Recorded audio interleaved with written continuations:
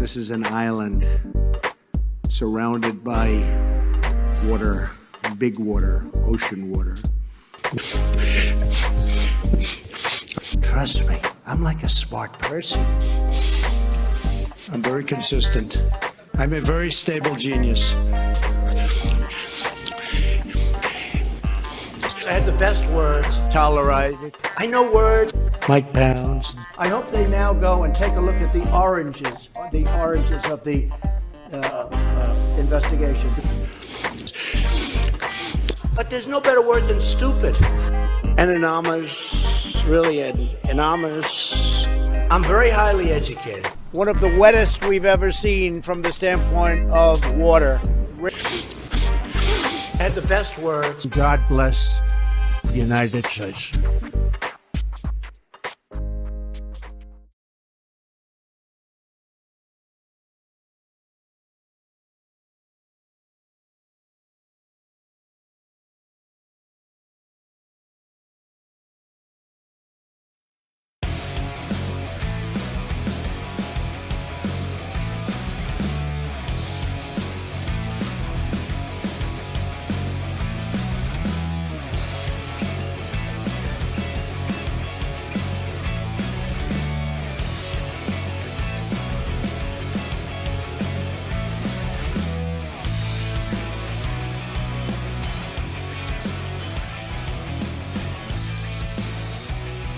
Hey everybody, around the nation, TYT Nation, Jeff Waldorf here with you guys. It's Tuesday, welcome to the show. We got a great show for you guys today. We have some, obviously some Trump stupidity. Always, of course, that never fails. We'll talk about that. We've got the My Pillow guy making an appearance in the Rose Garden. That's weird. And unexpected. We also have a disaster when it comes to the nurses. So we've got nurses, frontline fighters against coronavirus. They are literally getting kicked out of their homes. I'm not kidding. I wish I was. That story is going to enrage you. And we've got to fight back. Yeah. All right. So we'll wait till we get to the details of that, of course. Then we've got Joe Biden. Here we go. Joe Biden doubling down on our disastrous for-profit health insurance industry, as usual. And then, of course, we have incoming rate hikes. Yes. Speaking of private health insurance, if you are still lucky enough to have it and haven't lost it through your employer, or if you don't have employer-sponsored insurance, but you still pay premiums, that's what's about to go up a lot. So I'm going to give you the details on that and how disastrous that is. So that said, welcome to the show. Please like and share the stream if you haven't already. We are broadcasting live, of course, on YouTube and Facebook. And this will be podcasted later. So we're working together with Podstellar. It's a new podcasting company. They're a partner of ours. And what we're doing is that we're putting up our podcast on Podstellar. And right now they've got an Apple version. So if you guys have been wanting to listen to the show on the go, if you want to listen to it like when you're jogging, or because you can still do that, right? As long as you maintain 6 feet of distance from somebody else, jogging ain't no thing, right? Or you can do that, or I know a lot of people are spending a lot of time inside the house, but maybe if you're, on a disinfectant spree, like you're disinfecting everything 3 times a day, well, if you want to do that and have something to listen to, podcast, Podstellar. So check that out. That's in the iOS store and soon to be released on Android. So that's kind of cool. Now, let's see. There's another cool announcement. We do merchandise. We sell like mugs and stuff and T-shirts. Well, there's I did kind of a bad job at pushing this stuff, so I do apologize. But there is a promo code for 10% off in the Teespring store. The code is Stay Safe. and it's good till tomorrow. So panic time. If you want to buy something, get 10% off and still help the show. That's the way to do it. Probably should have told you guys earlier about that, so my bad. I do apologize. All right, anyway. So with that out of the way, let's dive in to the show. Let's start out with Donald Trump. As usual, saying the quiet part out loud. Oops. Sad day. Okay.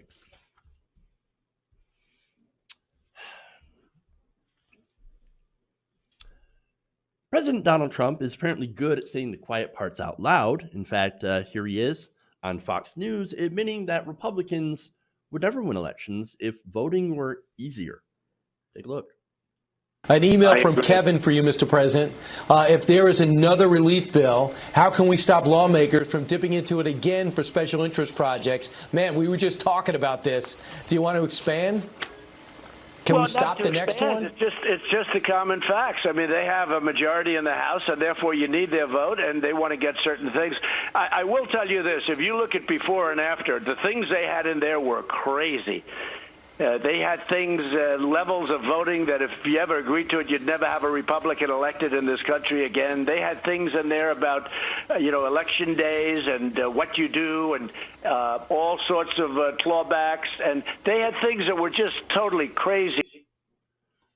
He had things in there. Totally crazy. I mean, can you imagine expanding voting rights to people? Can you imagine making it easier for people to vote? Insane. Oh no, we had to put a stop on that. And literally they were able to do that. But that's, I mean, again, these were voter protection and expansion proposals to make sure that more people actually get their right or be able to exercise their right to vote. No, crazy. You know why? It's because he admitted it right there. Well, if we actually expanded voting to people, well, then more people would vote. And we would lose. Well, we don't want that. No. And so, look, when more people tend to show up, Democrats tend to win. And more often than not, progressive Democrats win when turnout is really high, especially among young people. Now, when it's more 65 plus, to be fair, you do end up having more conservatives, either voting for Republicans or conservative Democrats when there's a Democrat in the race. So, look, that's how the demographics break out, or break down, I should say. You always got older people are generally more conservative. Not saying all older people are more conservative. There's plenty of older people who are old hippies, and I say that fondly, who are, classic progressives that have been fighting for these policies and social movements for literally decades. And so, unfortunately, they're a smaller minority. And I say unfortunately because we could use all the help we can get. But okay. Now, what frustrates me is, of course, voter suppression. You guys know I've talked about voter suppression on the show all the time. Normally, it generally gets used against people of color, minorities, students, generally people who tend to vote Democratic. And generally, and when it comes to younger people, vote progressive. And so, again, that's a problem. And that's why we have, of course, terrible representation. There's also, of course, voter apathy among younger people. Although, yes, there is apathy. Some people, don't want to turn out to polls. And then, again, a lot of voter suppression against younger people as well. Arcane primary rules, registration problems, voting machines that are hackable and all this different stuff. And it ends up where you have a system where not a lot of people vote. And that's super unfortunate, right? Now, everybody knows this. Republicans know this. But they always say, oh, no, the real problem is voter fraud. Right? It's the voters' fault that we don't have good elections. And if they would just, pull themselves up by their own bootstraps, I don't know if that's a good argument they use. They don't really have an argument for increasing voters, but they all have arguments against increasing voting rights. And so, as the Washington Post's Blake Aaron said about Trump, Trump didn't expand on the thought, but he clearly linked high turnout to Republicans losing elections. The most generous reading of his comment is that he was referring to large-scale voter fraud resulting from the easier vote by mail options, which shouldn't be an option right now because it should be the only thing right now because we're in the middle of a pandemic. Trump has in the past basically speculated about millions of fraudulent votes helping Democrats in the 2016 election. He claimed that 3 million people voted for Hillary Clinton, right? And that's why she got 3 million more votes. They're busting in the illegals to go and vote for Clinton. Really? Why didn't they bust them to Michigan, Pennsylvania, and Wisconsin? I mean, they get this whole thing figured out, this whole deep state apparatus that is against Donald Trump, and yet they are too stupid, apparently, to go to Michigan, Pennsylvania, and Wisconsin and understand how the Electoral College works. That's literally their argument. That is dumb. Super dumb and nonsensical when you think about it. I mean, the whole thing, like you could go to the whiteboard and be like, okay, you go here, you vote 3 million more people. Stupid, really stupid. But okay, anyway. So now the nefarious reading, Blake continues, will be that allowing more people to participate in the process would hurt his chances because there are more Democratic leaning voters in the country. More Democrats, right? More people who would vote for Democrats. And so, hey, it turns out that there's a lot of people who look at Republican proposals to basically hand over everything to the rich. And we're like, well, I'm not rich. Why would I want to do that? Why would I want to give more money to corporations and wealthy people when they already have most of the money? That doesn't seem like a smart idea. Now, then again, there are people like, no, it'll trickle down on us. I mean, that's what they've been saying for like 30 years. But eventually, it's going to trickle down and we're going to be wealthy. There are some people that do believe that. Complete and utter insanity. But look, either way, it's pretty clear right now that voting is too difficult to do. I'm not saying that, are you saying people are stupid, they can't figure it out? No, there's literally roadblocks put in the way. In some cases, might actually be physical roadblocks. And close down polling places and minority areas that don't have enough polling places or don't have enough poll workers, don't have enough ballots, their machines don't work, or the machines are hackable and unverifiable. There are all sorts of issues with our voting system, and voter fraud ain't one of them. Now, do we, of course, have to make sure we verify the integrity of our elections? Of course. But that's not voter fraud. That's actually more election fraud. And so that, of course, we've seen instances where that is very likely, where votes, again, are not counted. Machines are hacked or, could be hacked. I mean, there are people that have,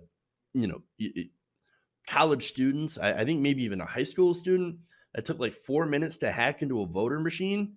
I mean, look, if a kid can do that, what's to stop another country from doing that, or to stop an opposing political party or a bad operative from being able to do that?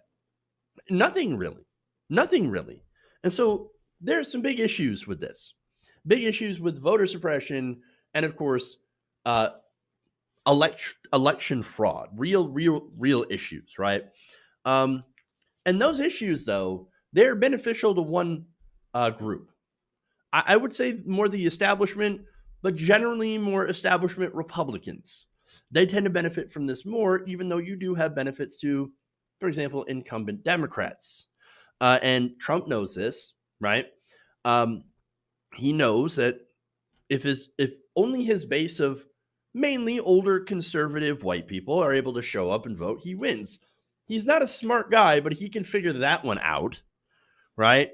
However, if more students, young people, people of color, working class Americans show up to the polls, he loses. Now, that said, I got to be fair and point out that With a lot of Republicans, that's true. Donald Trump did something different than a lot of Republicans. He did do faux populism, right? And that did help get some Democrats to switch over and some working class people and new voters to show up, which is why a lot of the polls were wrong. Nonetheless, right?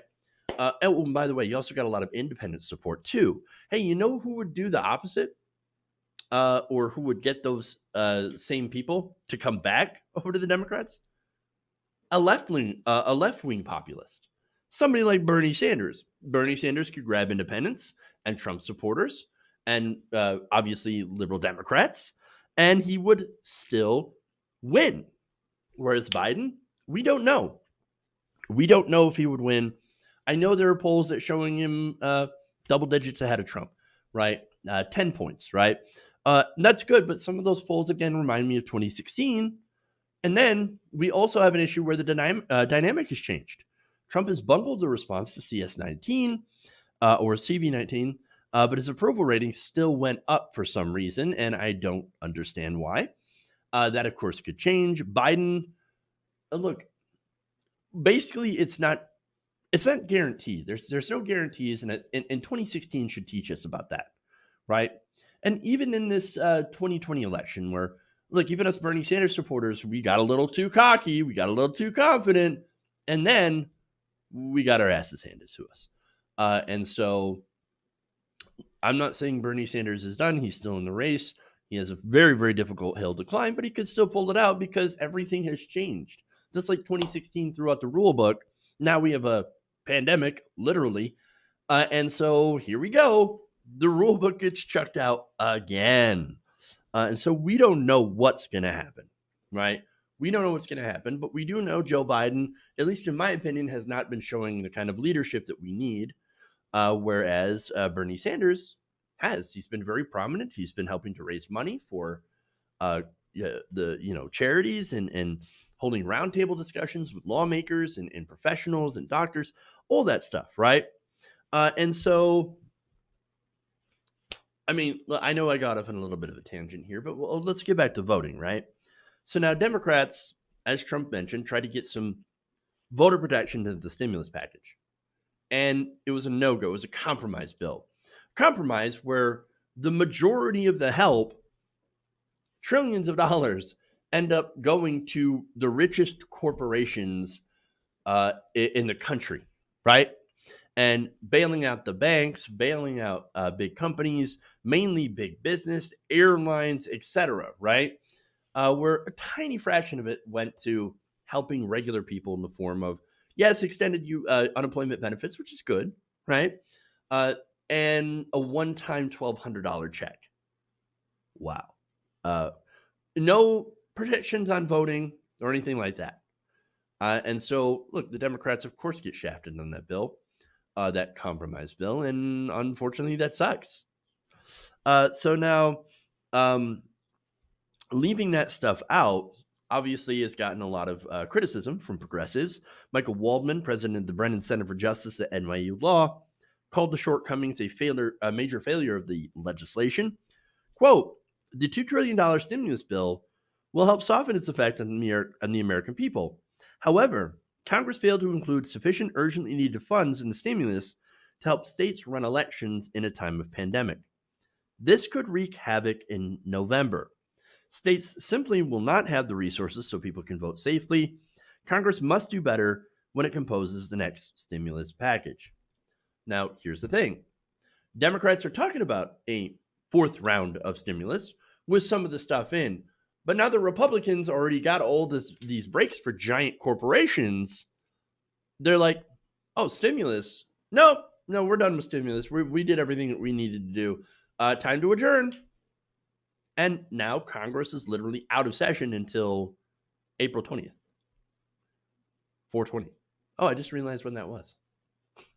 So they don't get back till 420. And I mean, look, I think we may have, I'm not sure if we have any primaries coming up sooner than that. A lot of the primaries got pushed back to June. And so at least that's good. But the longer we dawdle on this and take our time, the less chance we have of being able to put together a good package, a bipartisan package, because you have to get Republican votes that will actually protect our right to vote and make it easier for us to vote. And so that's the problem. We need easier ways to vote during this crisis because it's going to probably last beyond summer. And so, I mean, and also, if we are able to pass some of these things for during a crisis, right? Well, it makes you think, why can't we have them when we're not in a crisis? Why can't we just make voting easier all the time? How come we're not pushing for more vote by mail and ease of registration and voter protections before this? I mean, that's my question. You know, I realize a lot of the states control voting and registration themselves, but maybe this is something the federal government should be able to have, put some guidelines right down and because this affects the federal government. But what do I know? I'm some YouTuber, right? But other than the fact that Republicans don't want voting, and really some of them has just been vocal, have been just as vocal as Donald Trump. In fact, even more so. You guys remember Paul Weyrich, right? Paul Weyrich was the godfather of the modern conservative movement. And he basically said, he made a speech called the Goo Syndrome, right? Good government. And we want less people voting because the more people vote, the less we win. And so that's what this is, right? If you have less people voting, we have more conservatives in power, and we have more people voting, then we lose power. And so the obvious solution here is not to change ourselves, not to change our party to be better, to appeal to more people. No, our solution is, well, we just make it so less people are able to vote. And that's the very thing the Republicans have been running on for this entire time, for all of these decades since Weyrich. And by the way, on his deathbed, Weyrich was like, my bad, dog. I didn't mean that. We should all be able to vote. So they're still using that strategy. And Donald Trump is just more effective in actually calling it out while actually not calling it out. And just it basically exposing the problem because he's too stupid to keep his mouth shut. So there it is. Okay, anyway.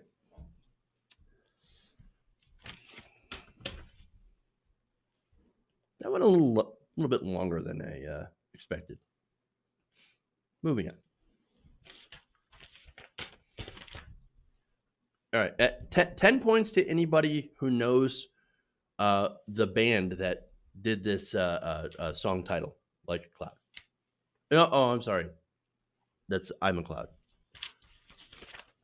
Whoops. Never mind. No points. No points for you. No points for anyone. Negative points for me. Okay. Moving on. Let's forget about that.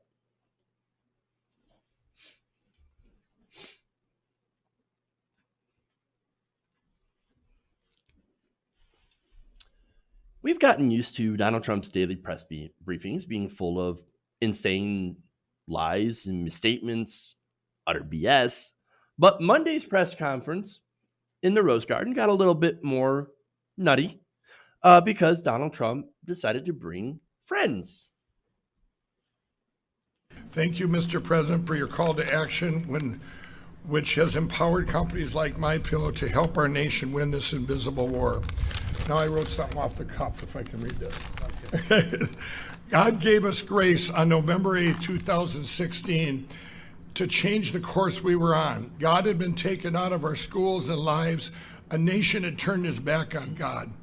And I encourage you to use this time at home to get back in the Word, read our Bibles, and spend time with our families. With our great president, vice president, and this administration, and all the great people in this country praying daily, we will get through this and get back to a place that's stronger and safer than ever. Yeah, no. No.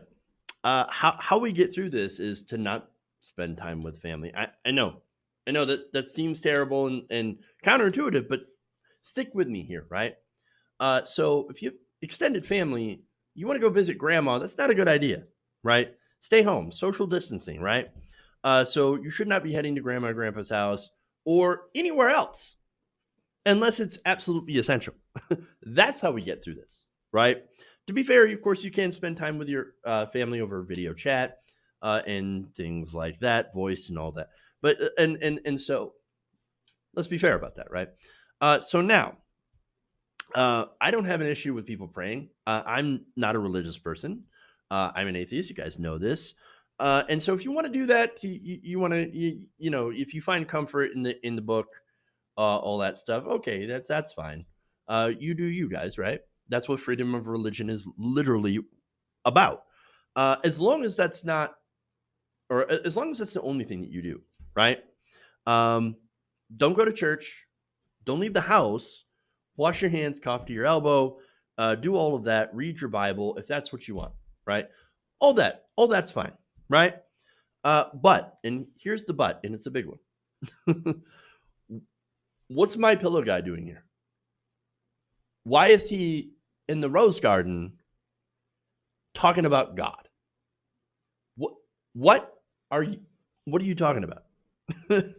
I mean, why is this briefing that's supposed to be about CV19, right? Why does it sound like a religious event? I mean, if you listen to him, his remark was, "Hey, man, this whole thing, that's because we turned our back on God and we took God out of the schools and out of our lives, and so all we can do is pray." No, all we can do is follow the CDC recommendations and not shake people's hands. Now, to be fair, Donald Trump was going to shake the guy's hand, and he's like, "Oh, no, social distancing." But we know Donald Trump's a germaphobe, so okay, we know that. But no, the problem is not God being out of our lives or out of our schools. No, the problem is science not being in the White House. Donald Trump has had numerous warnings. He has known about this for months. And Stable Genius here decided he wasn't going to do anything about it. Let's not do any preparation. Let's not do anything about it. Let's not put out some, warnings, not to try to freak people out or anything like that, but put out some general warnings. Hey, be careful, be cautious. There's something going around. Let's make sure to protect ourselves. Instead, what did they do? Kept this secret, and a lot of Congress people dumped stock. Come on, man. Really? And of course, the result of all that is now the U.S. we're number one in cases of confirmed cases of CV19. We're number one. This is something that Donald Trump could have done a lot more to prepare for and to prevent. He could have taken quick action. And look, you could say that about a lot of countries. Italy certainly is a good example of not taking action soon enough, suitable action. But again, this is something Donald Trump hasn't even done, like a national lockdown. So for 2 weeks, right? At least 2 weeks.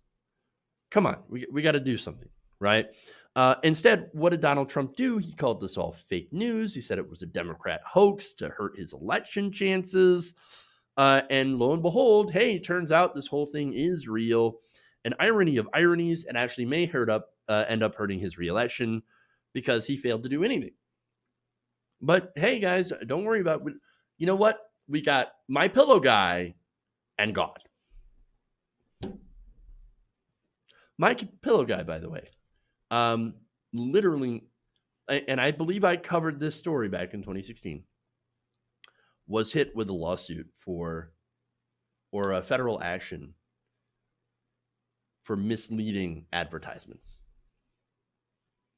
I'm just saying, among other things. Okay. Anyway. So what I'm going to do, before I get to the nurses' stories, which is disastrous, terrible, heartbreaking, all this stuff, I'm going to take a very quick break. We're going to come back. I'm going to thank some patrons, read some super chats, some comments here. Stay right here. I'm not going anywhere except for a very, very quick break. And then we will get back to doing the rest of the show. So stay right here, Round the Nation. Be right back.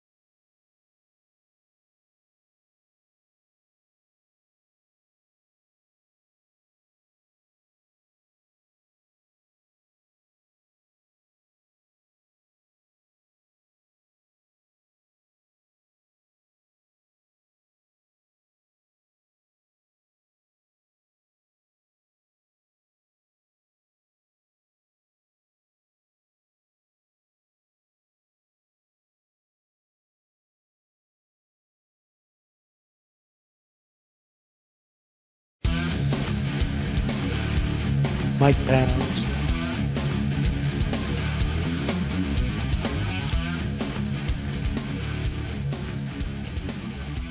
Welcome back to the show. Round the Nation right here. TWT Nation, Jeff Waldorf here with you. All right, so here's what we're going to do. I'm going to thank a couple of patrons. So we'll go to patreon.com/TYT Nation. I want to thank Adam Felsen and let's see, Anders Christensen. So if you want to support independent progressive media, that's one way you can do it. Patreon.com/TYT Nation. I know it's a big ask, especially when things are very, very difficult right now. And if you can't give, that's fine. If you can, please do. It helps keep us literally on the air. And, you know, as usual, and I'm sure a lot of you can relate, need it more than ever. All right. So that's patrons, channel members. I want to thank new channel member Mary Ewan and Chris L. So thank you for signing up. That's channel memberships. You can join by hitting the join button below. All right. So moving on. I just want to share this tweet here that was sent by one of the viewers here, and it's actually Anna Kasparian sharing an article from this was 2019. So barely 6 months after he credited the Trump tax cuts for creating new economic boom, MyPillow boss Mike Lindell is laying off 150 employees. Oops. Turns out these tax cuts for the rich and for corporations don't actually save jobs. Look, I've talked about a lot of companies laying people off, firing people after they got these giant tax cuts. Now, why? I thought tax cuts were supposed to help create jobs. No, demand creates jobs. You put money in people's pockets, then they actually spend that money. And no, the Republican idea of, well, we're gonna put more money into your pockets, to poor people's pockets, by giving you a tax cut. And a lot of poor people don't pay taxes to begin with, and they spend basically all their income on actually being able to survive. So they spend all that money just to survive, whereas rich people, when they get a tax cut, they hoard that money. And so, yeah, that's a big issue with that whole thing about, you know, corporate tax cuts being great and tax cuts for the rich being awesome. It doesn't actually work, weirdly enough. Not weirdly enough. Of course it doesn't work. But it's a great scam. All right. So that said, let's read a couple of super chats here. Goku Gini, wow, thank you. He says, I love this. I got 99.99 problems, and voter suppression is possibly the biggest one, or the bigger one. Spirit bomb. Well, thank you, Goku Gini. You're awesome. Thank you for sending that super chat, and thank you for supporting the show. You're amazing. David Richardson says, unless the U.S. does what Australia does, which is none of what the U.S. does, and yet has even less fraud than the U.S. is virtually non-existent levels, then all the U.S. does and will likely ever do is voter suppression. Yeah, you're absolutely right about that. And look, I've got some Aussie viewers as well, and wonderful Aussie viewers actually, and even they will message me and be like, "Yeah, we've got some major problems here in Australia, but you guys in America are effed." Damn. Yeah, I know. It's a disaster, but you're absolutely right. And look, there's a reason we continue that voter suppression. It's because it works. It keeps it keeps conservatives in power. All right. Wouldn't it be amazing if we didn't have this voter suppression and people actually won because they were more popular and had better policy? Actually, let's drop the more popular part, right? Or maybe say they're popular because they had the right policy, and that's what should matter. The policies should matter the most. But I'll take both, right? All right. Finally, another super chat here from Dr. Zippy McScoots. Says Republicans don't see America as a country. They see it as a long-term business venture, not a country. It's every man for themselves. You're not worth anything to them if you can't make a buck. American capitalism, guys. You're absolutely right. All right. Thank you for all the super chats. So let's do the next segment here and show you how badly people have it in America. All right. In the midst of the current health crisis, nurses are frontline workers and heroes fighting against CV-19 are literally being tossed out of their homes.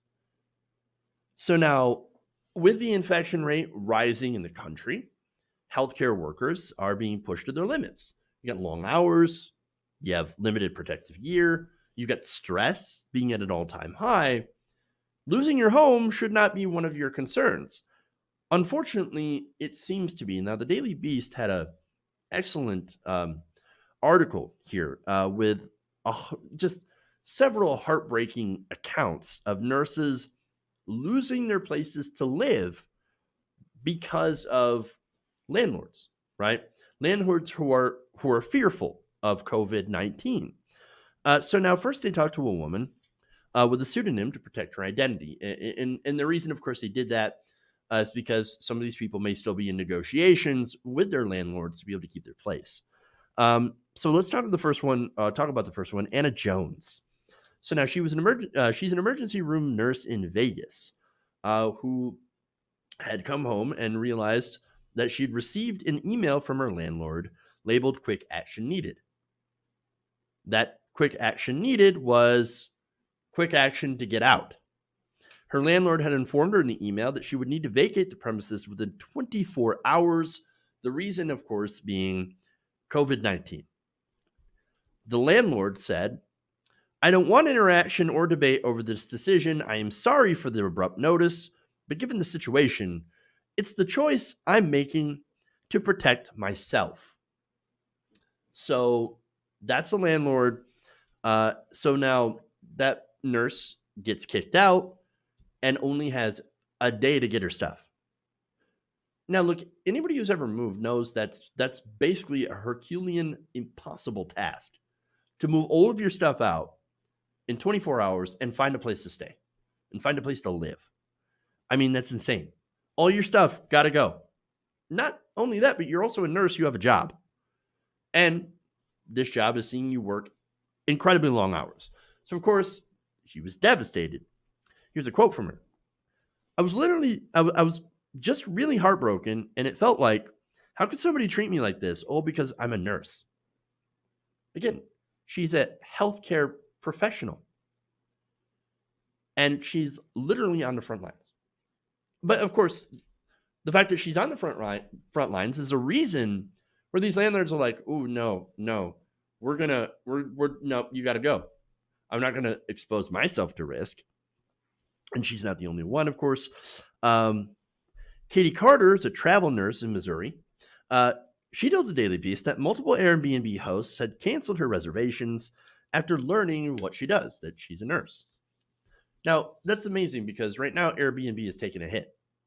So you think they would have want all the business they can take. Apparently not from nurses. And so she explains that they're apologetic, but they're just like, basically for our protection right now, we're not comfortable with you being a nurse. And in interviews with the Daily Beast, multiple nurses described potential landlords backing out of rental agreements, Airbnb hosts denying requests, and current proprietors turning them out into the streets. These people are heroes. They're doing what they had to do to keep people alive. And yet they're getting dumped out in the streets because people are afraid. I mean, that's horrible. Horrible. Now, I do understand that people are afraid, right? But maintaining social distancing, washing your hands, coughing into your elbow, those are the best practices to avoid transmission. And nobody knows that better than the people who work in the field. Nobody knows how to protect themselves better than those literally working in the medical field. So understand, they're just giving in to fear and kicking people out for no reason. So now, let me get some more quotes here. One nurse from New Hampshire says, honestly, I've never felt scared to be a nurse until this happened. We love what we do. We just want to be able to do it without worrying where we will lay our heads. So now, Jones' story gets even worse. So now Jones, she tried to push back against that eviction, right? And that landlord, that same landlord, threatened to change the locks and keep her stuff. Here's the note here. Items still in this unit after 7 p.m. on March 22nd will be trespassing status, and you will forfeit. I will not be bullied or intimidated. It's funny. Neither work with me. But the knife in the back there, right, is what the nurse and her husband had been doing for this landlord. So they share a house, right? And we've seen that happen before. And look, if you're a travel nurse and things like that, you generally might not get paid all that much, right? And you also might not be home all that much. And so this is kind of a good rental agreement. You share a house with somebody. So now this person is an older person who's more, likely to have complications with COVID-19. I understand that. But what they did for her is that they would do things. They would clean the house. They would buy groceries for that landlord, right? That they shared the house with.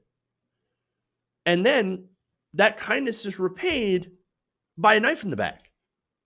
By get out of my house because I'm afraid that I'm going to get something because you're a nurse. So you have this fear that turns people completely heartless. And again, I understand that fear, but at the same time, I mean, this is horrible.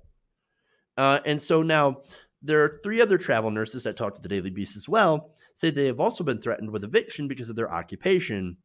And others have said that they have been discriminated against when applying for housing.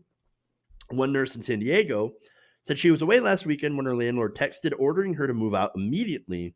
She was allowed back in only to get her belongings. Another nurse in New Hampshire received a similar text from her landlord after finishing a 16-hour shift. She said, quote, I cried in my car when I read that because I'm like, what in the world am I going to do? Other nurses, of course, have received the same message. Some have backed down when challenged with legal action, but a lot of these nurses say, we're exhausted. We don't want to go through this legal process. We don't want to, have to sue our landlord, take it to court, or get a lawyer or anything like that. Why do we have to do this when we already have all of this stress? The San Diego nurse says, I don't want to fight it with her. I don't want to add to her fear because she's already being terrorized and fear-mongered all day by the news. Also, I don't have the emotional bandwidth to live in a hostile environment because our stress level at work are exponential to what they were 2 weeks ago. So all of this just adds on to that, right? But here's the other thing. Even though a lot of these nurses should be angry about their treatment, and look, they are, right? They also understand. Thank you, Mr. President, for your call to action. Sorry about that. That was a weird technical issue. Several of those landlords were elderly. Some had underlying health conditions, of course. And so you can, again, understand that. But they also expressed concern about what would happen if other property owners decided to follow suit. These are the same people, the Hawaii nurse said, that are going to take care of you if you wind up in the hospital or, God forbid, the ICU. And if I'm sleeping in my car, I'm not functioning at my best. If you want people to help, they have to have a place to live. And this has been happening not just in America, it's been happening in other countries as well. And you also had cases of discrimination against nurses and medical professionals. In fact, British nurses, according to reports, have been heckled, verbally abused, and called disease spreaders in the streets. In Japan, this has been happening as well, with providers being treated, quote, unbelievably unfairly, and in other places, right? And again, even here, right? Here in the US, doctors are treated like, healthcare workers are being treated like second-class citizens. And they've been spit on, punched, and for wearing their scrubs outside of work. And so this is disastrous. Now, when the Daily Beast asked these, nurses, well, what do you want people to do? What's your message? Her message is this: please be kind. Quote, I'm exposed to something new every day and nobody makes a big deal out of it. So then to just turn around and be treated like this because of some fear about a pandemic, it's not right. We don't take these risks because of an ethical duty. We do it because it's what we do every time we walk in the doors of an emergency department. So this is heartbreaking. Seeing people exposed to these injustices, is horrifying. Horrifying. They are the ones who literally take care of us and protect us when we're sick. And there has to be some sort of protection. I know I've talked about rent freezes and mortgage freezes and all that stuff, but I think what's happening right now should be illegal if it isn't already. And I know, as a former tenant, right, that I sign a contract. I'm supposed to honor that contract, and if I break the lease, well, then I'm punished, right? Then I have to pay 3 months of rent, right? Or I still have to pay that rent. I legally can't get out of it for, the rest of my term, even if I'm not living there, right? And so, well, if we get punished for breaking the leases, why aren't these landlords, why aren't these companies doing so? And understand that yes, some of these landlords are just like one person, right? In the case of the first nurse, right, with the pseudonym. But a lot of these rental companies are also big corporations, big companies, and so there's got to be some sort of recourse, recompense for these people, or protections to keep them in their homes. Again, nurses need a place to sleep so they can do their jobs. And so we have to have these protections, because seeing this happen to these brave men and women, mostly women, it's unacceptable. We have to do better. Okay. Don't worry, I wash my hands. Okay. So let's get to Joe Biden.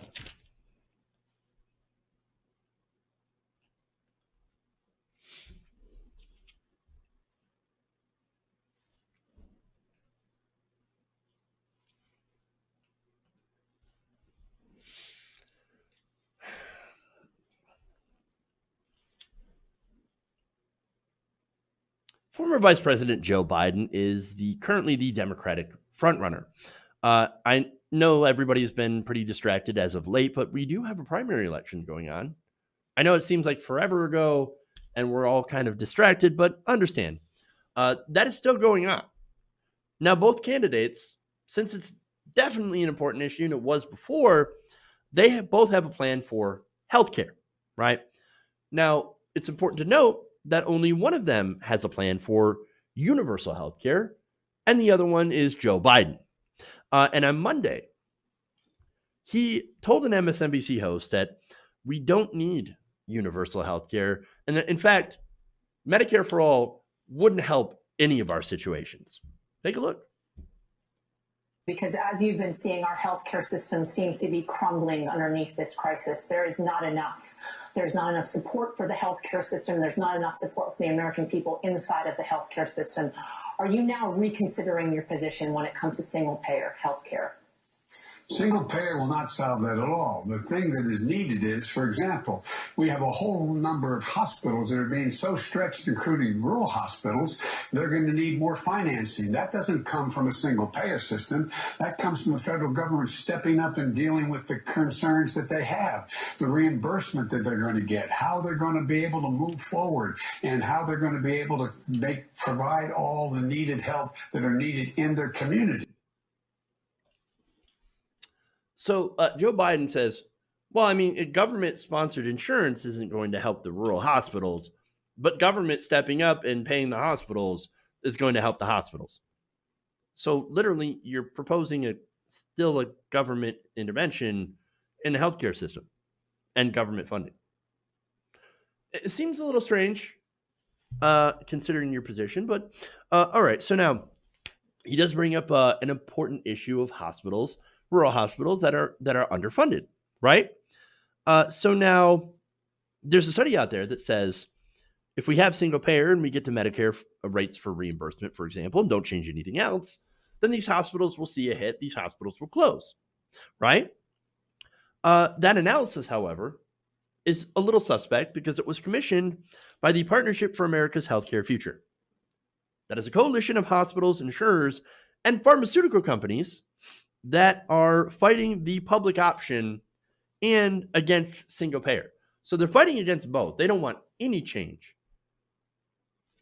Interesting, right? And so it's interesting that he talks about offhandedly results from that study that, that'll close, right? Now, before I get into the analysis about that, why that's wrong, I do have to note that was a good question. MSNBC actually using a question, framing it from a progressive perspective. Like, hey, look, now that we're in the middle of this crisis, maybe you should be having second thoughts. Are you having second thoughts about not supporting single payer? And tell me why. That's actually a good question. It's a good question. So to be fair on that, right? So now back to why rural hospitals are in some danger, right? And why Medicare for all would actually be a better system for that. See, right now, if they continue to be funded the way that they are, and we do a single payer system, then yes, you're going to have some issues with funding hospitals, right? Fortunately for us, all the single payer proposals out in the House and the Senate literally take that into account and allocate extra funding towards hospitals in rural areas.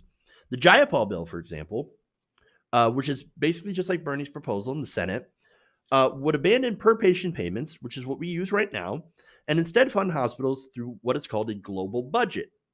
Under global budgeting, hospitals would receive an annual lump sum distributed in monthly installments, similar to how U.S. fire departments or hospitals in Canada are financed. Remember, Canada actually does have universal health care, does have a single-payer type system, and it is better than ours. Now, it has its issues, of course. Anybody who's Canadian will say, look, yeah, it's not a perfect system. A lot of the conservatives there have been defunding it and underfunding it, but compared to the American system, it's vastly superior. And so that's how that would work under our system. That study from that lobbyist group does not take that change into account. Under the system, by the way, here's how it would work. Hospitals would receive extra funding in case of unexpected deficits and would no longer keep the surpluses for themselves. So now, At present, surpluses or the expectation of surpluses available to pay back loans or bonds is the main source of funding for hospital upgrades or expansions.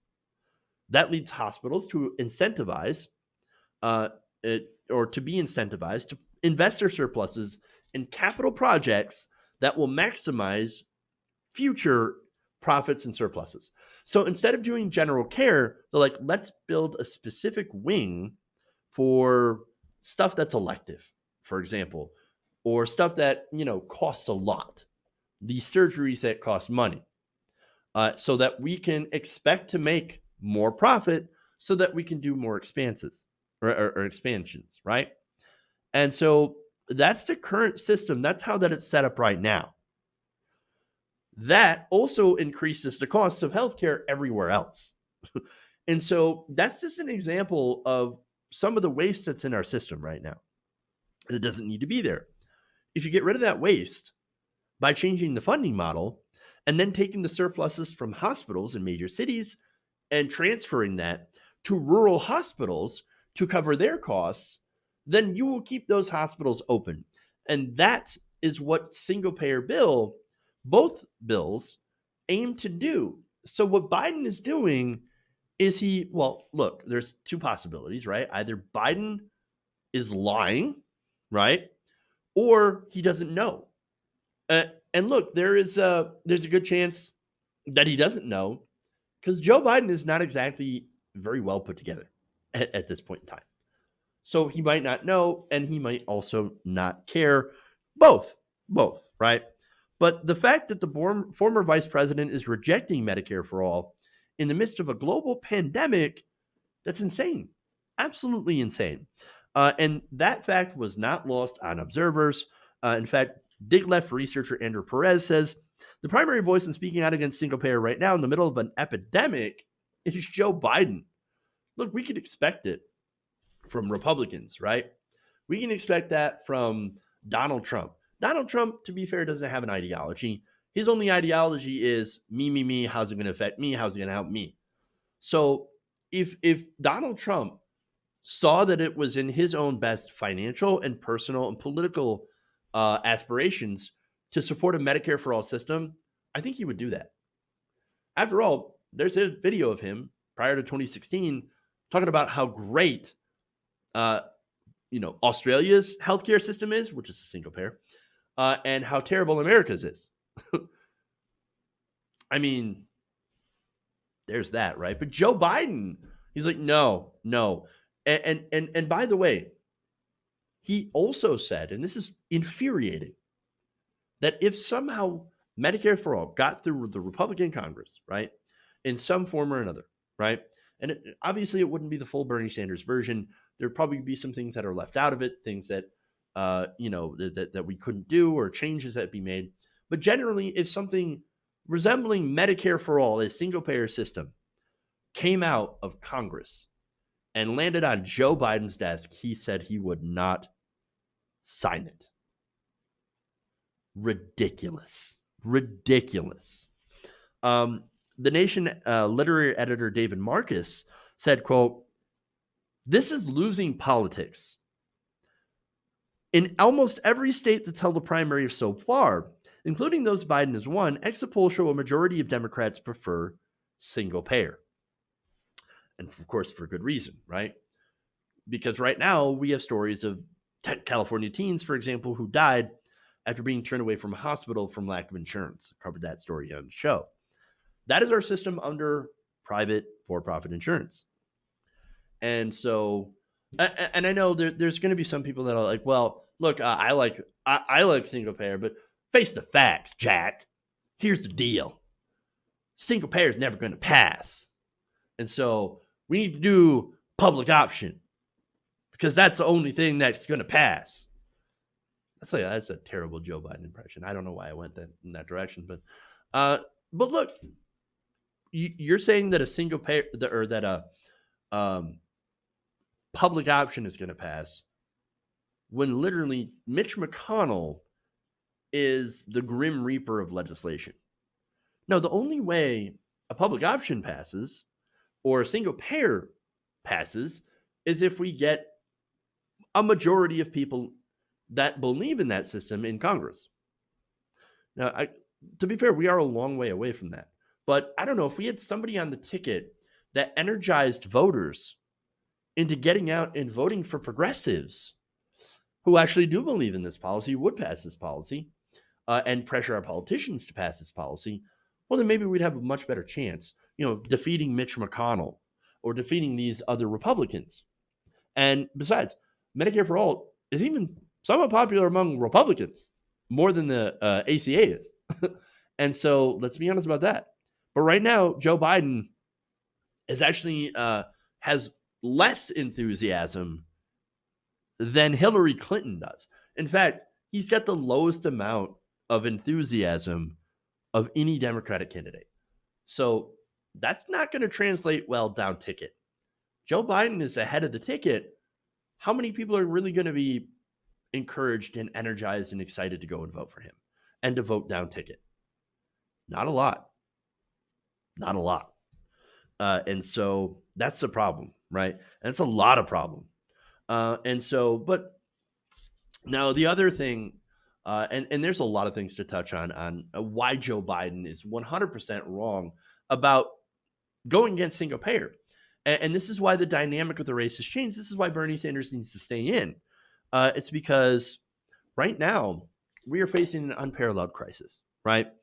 We have a system that right now leaves 27 million people out. Joe Biden's plan would still leave 10 million people out and uninsured, right? And still you'd have the issues with people who couldn't afford the premiums, copays, and deductibles. By the way, a public option would still have deductibles, would still have premiums. And so it would have all those things. It would just be a little bit cheaper. And so you would end up having more sick and older people on that public option. And you would have all the healthy young people giving money to the insurance companies. And so that's a huge win for the insurance companies and a fail for, of course, the public healthcare system, which would then be overloaded and there would be the cost. How do you pay for that? How do you pay for that? Whereas Medicare for All covers everybody and it's cheaper because it eliminates all that corporate bureaucracy. I know a lot of people are like, I hate bureaucracy. Well, corporate bureaucracy is bureaucracy. So, but the other biggest problem, the thing that's really getting laid bare at these at this moment in time is employer-sponsored insurance. Joe Biden says, well, look, we can't go for a single-payer healthcare system because people don't want it. No, you're going to get rid of private healthcare. No, people like their private insurance. People love their employer-sponsored insurance. Well, just in 1 week, 3.3 million people filed for unemployment, lost their jobs, right? You lose your job, you lose your employer-sponsored insurance. And I can guarantee that with healthcare costs so high, a lot of people would not be able to afford COBRA. So COBRA, of course, is basically allows you to keep your insurance, but instead of your employer pitching in however much they do, whether it be 50% or 75% or however much, that full cost gets transferred over to you. And so you have to pay that. And so there are people that are facing possibly $1,500 a month, $2,000, $3,000 a month just to keep their health insurance. And they don't have that. They don't have that kind of money. And so to continue to support a system that does that, I mean, it's ridiculous. These people can't afford it. And they would all be helped by a Medicare for All system. And so, look, we're facing a situation right now where 50% of all Americans get their insurance through work, and these same people are losing work. And so it doesn't matter how much you like supposedly your private insurance or your private employer-sponsored insurance. In a recession or a depression, you're very likely to lose that insurance. It's gone. It's gone. So that's why the system is deeply immoral and it's wrong. And it's also stupid. We have a stupid healthcare system. It is literally dumb. There is no country in the world that does it the way that we do. And when you bring it up to people, even conservatives who have in other countries cut their healthcare systems, right? Even they look at what America is doing as like, no, we would get run out of town if we even proposed a healthcare system like America's. No, we'll keep it. We'll just slowly defund it and give more tax breaks to corporations. Because, of course, that seems to be the common thread linking conservatives all over the world is, hey, we like corporations. And we like our donors, right? We like giving companies money. And so the system we have is deeply immoral, problematic, and way too expensive. And the fact that the front runner, the Democratic Party now, even at a time where exit polls show that a majority of Democratic voters, Democratic primary voters, sometimes in large majorities, are favoring a single-payer Medicare for all system, even knowing, like, yes, we will lose our private insurance. Our private insurance kind of sucks anyway, and a Medicare for all thing would be much, much better. And so, yes, we would rather go for that. But you still have Joe Biden saying, nope, we're going to double down. I don't care. I get help, I get checks from the insurance companies and the healthcare industry and the pharmaceutical industry. And so I'm not going to go in your direction. I'm going to go in their direction because they're the ones that signing my checks. That's unfortunately corporate Democrats and Joe Biden on this issue in a nutshell. Okay. One more quick story on healthcare.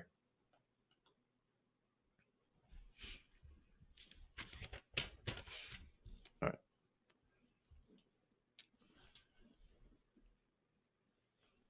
In the midst of this global pandemic, prepare for your health insurance costs to go up. So now, a new study is warning that we will soon see a gigantic spike in healthcare costs due to COVID-19. Now, the research was conducted by Covered California, the state insurance marketplace created under the ACA.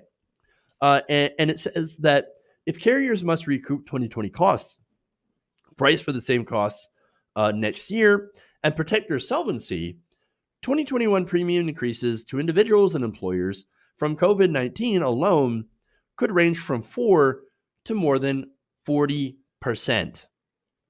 The health and economic impacts of the coronavirus outbreak are, quote, potentially staggering, the analysis states, and could result in even more consumers and employers no longer being able to afford coverage, leading to employer groups dropping coverage or individuals deciding to go uninsured, which, of course, in the middle of a pandemic, not good.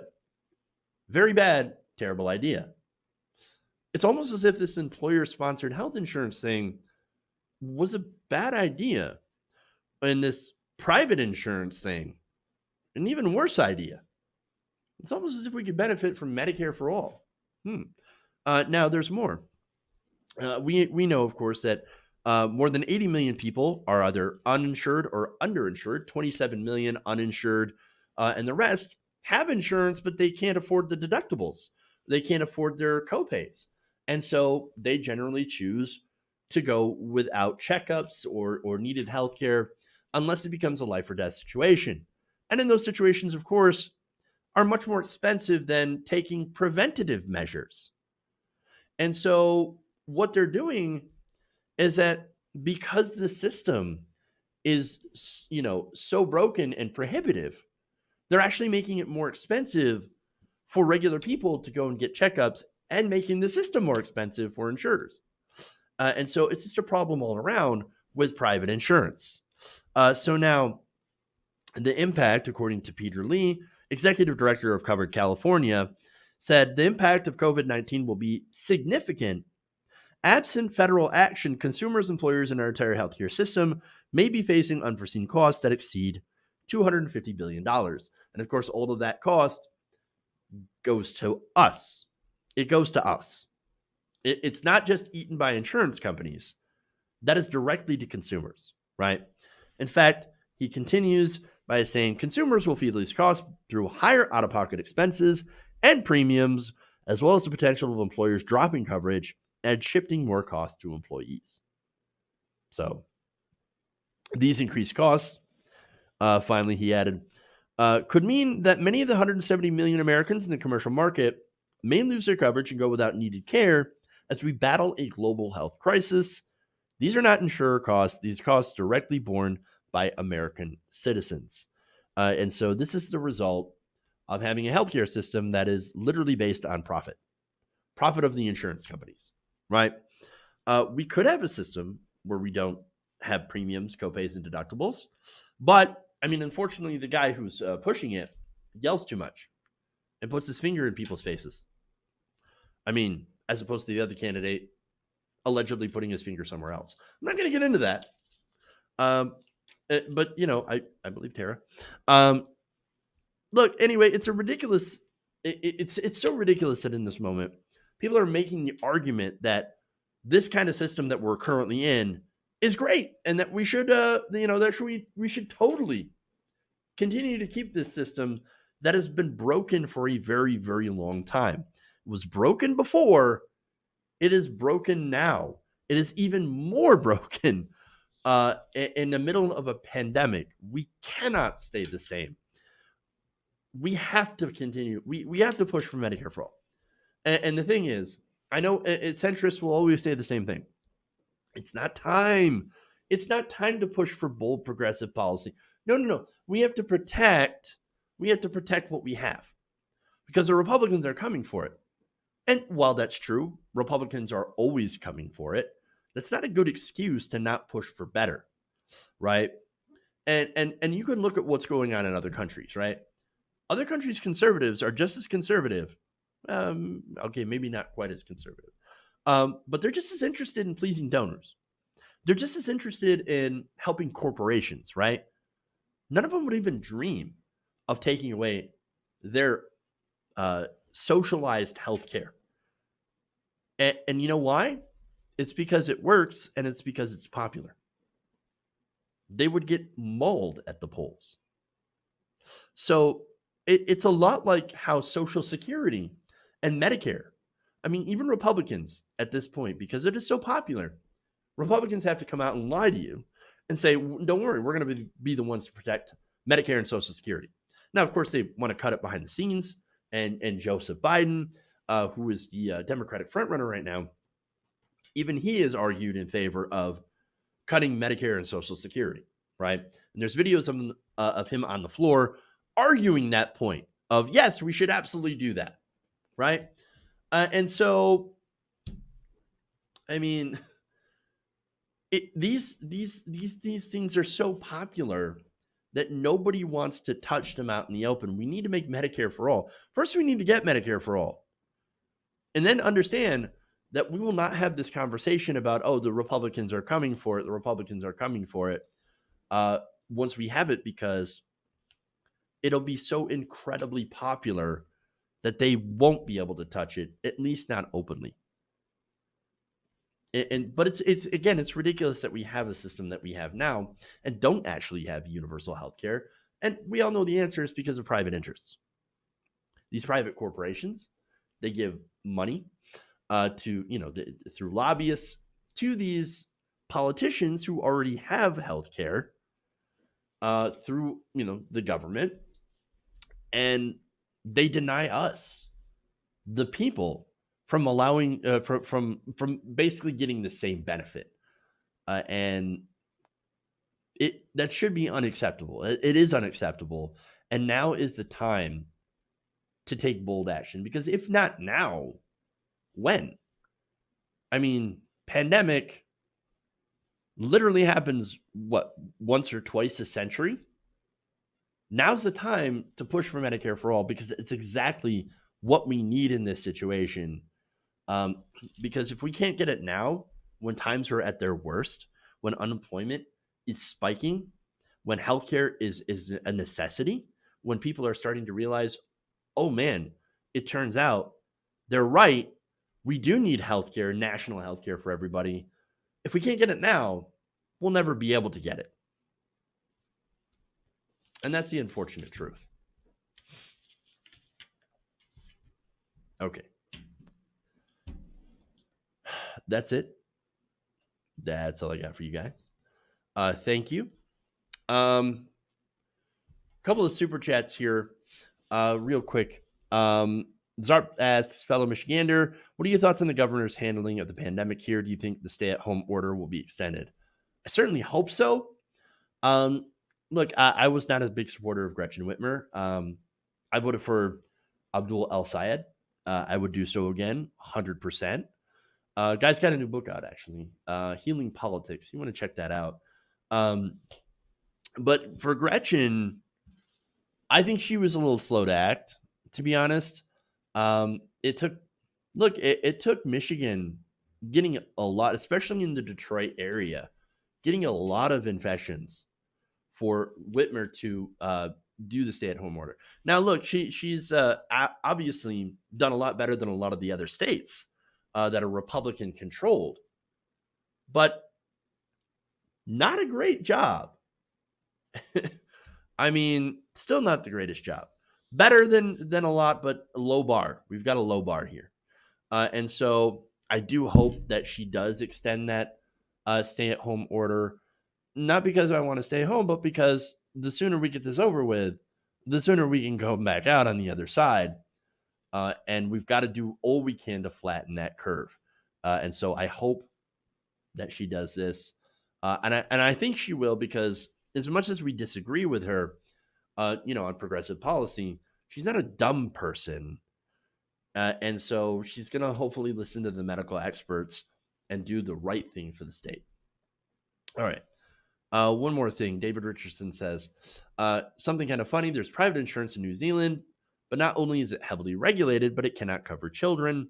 They're all in the public system until 18. So attacking public health care is attacking children. Oh, that's a really good rhetorical point. So that's fantastic.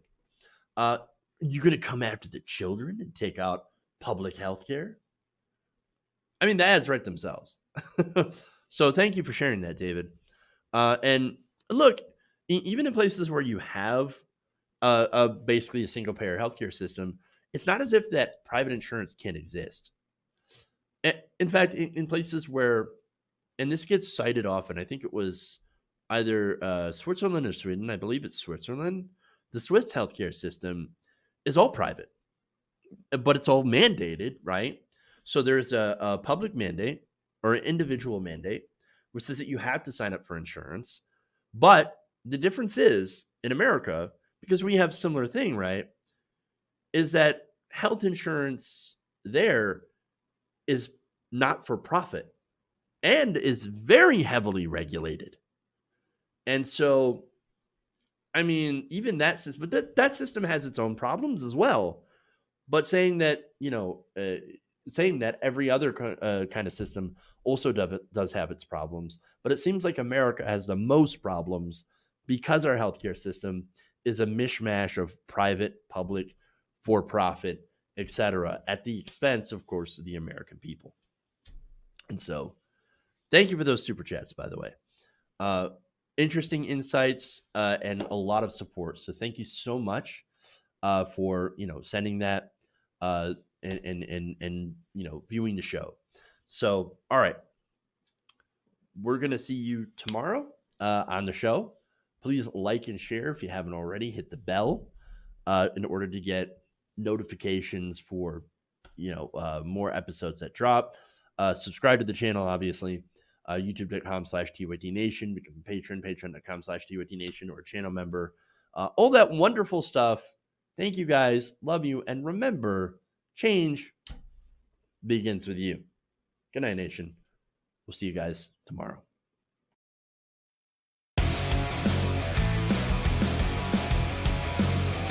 Mike Pounds.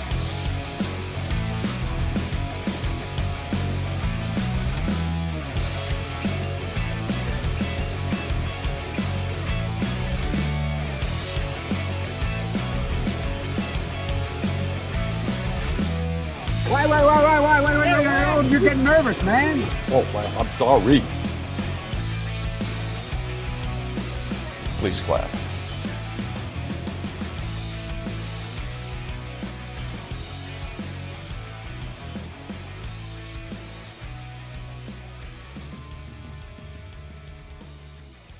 They're kicking me out the door.